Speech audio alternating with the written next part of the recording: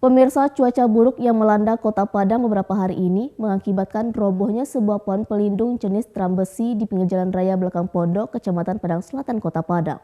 2 unit mobil yang tengah terparkir dan melintas di pinggir jalan raya tersebut ringsek akibat tertimpa pohon berdiameter 60 cm dan panjang 25 meter tersebut.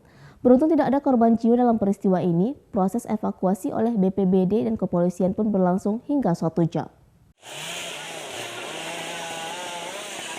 Pohon pelindung jenis trambesi berdiameter 60 cm dan panjang 25 meter ini roboh ke jalan raya dan menimpa 2 unit mobil jenis L300 dan minibus CR-V yang tengah terparkir dan melintas di pinggir jalan tersebut.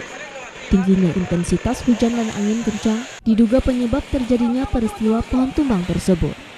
Sejumlah petugas BPBD Kota Padang dan petugas kepolisian dari Polsek Padang Selatan tiba ke lokasi dan melakukan proses evakuasi material pohon.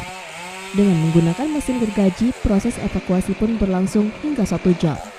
Akibat peristiwa ini, 2 unit mobil yang tertimpa mengalami ringsek.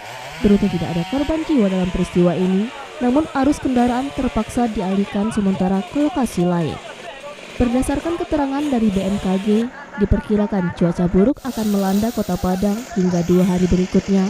Petugas pun menghimbau kepada masyarakat agar menjauhi lokasi pepohonan di saat hujan deras dan angin kencang.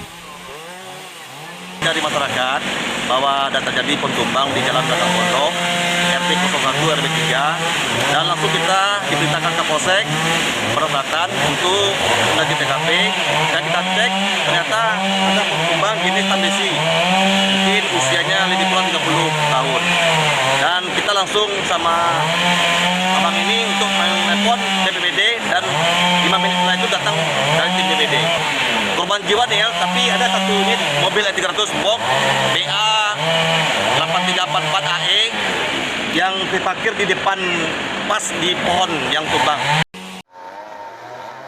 Dari Padang, Sumatera Barat, Budi Sunandar, iNews melaporkan.